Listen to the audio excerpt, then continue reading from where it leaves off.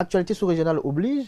Tout ce qui se passe au Sénégal, Rosserolo, comment vous l'analysez Oh, vous savez, au report des élections? je suis très préoccupé par ce qui se passe au Sénégal et pour montrer que le colonel Lao connaissait bien les hommes quand il disait que le pouvoir est comme le sein d'une femme, quand on se met à le téter, il est si doux qu'on n'a pas envie de le lâcher. Souvenez-vous, Macky Sall s'est opposé au troisième mandat. Il était prêt à dormir dans la rue, à prendre son matelas pour empêcher le troisième mandat de Wade. Macky Sall a intervenu publiquement pendant qu'il était opposant pour dire que le président Wade ne fera pas un jour de plus à la présidence, sinon ils iront le déloger. C'est son expression. Ils iront le déloger. Son mandat doit finir le 2 avril 2024. La Constitution du Sénégal dit que la durée du mandat du président de la République ne peut pas être modifiée. Elle est spécifique dessus.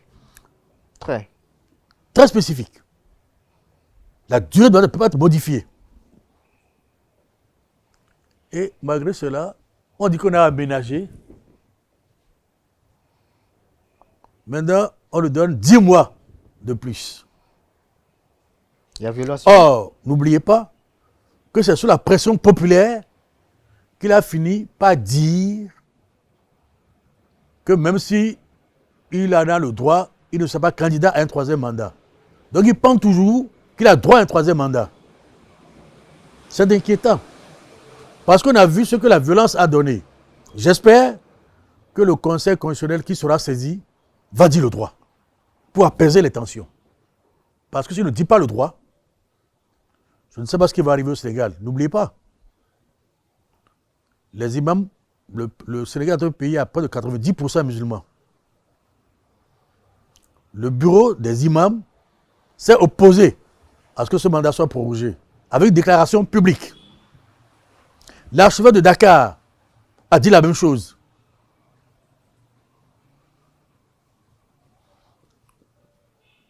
Il y a l'eau qui est sur le feu qui est en train de bouillir.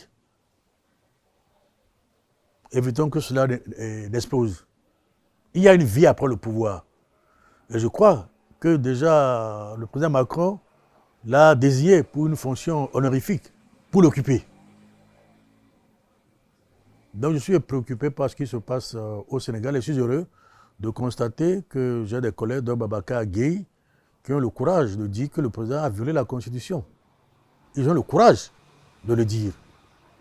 Mais qu'est-ce qui amène nos dirigeants africains pour la plupart, bien qu'avant d'accéder au pouvoir, Macky Sall n'est pas le seul, on en a vu encore d'autres qui par le passé étaient contre des troisième mandats, mais une fois en fonction, veulent, contre vents et marées, effectuer un troisième mandat. Pourquoi? Je vous demanderai d'aller simplement poser cette question au président.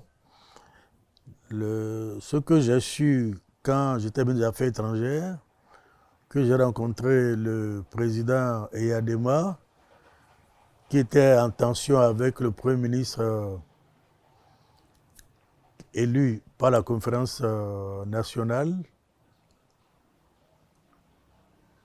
et que j'écoutais son entourage, dont des généraux, qui le poussaient dans cette position, qu'en fait, ils défendaient leurs propres intérêts en disant que le président reste au pouvoir. Parce que tant que lui, président Eyadema, sera là, ils continueront à bénéficier de ces avantages. Donc il y a l'entourage.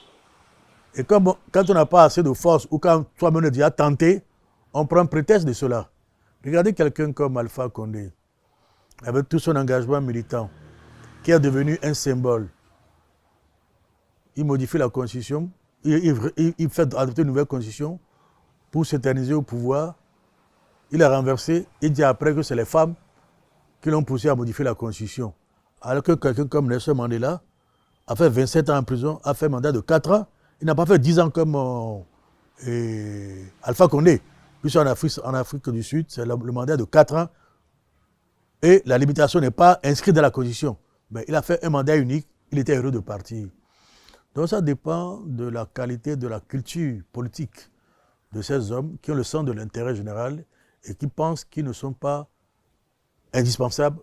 La nation peut continuer après eux.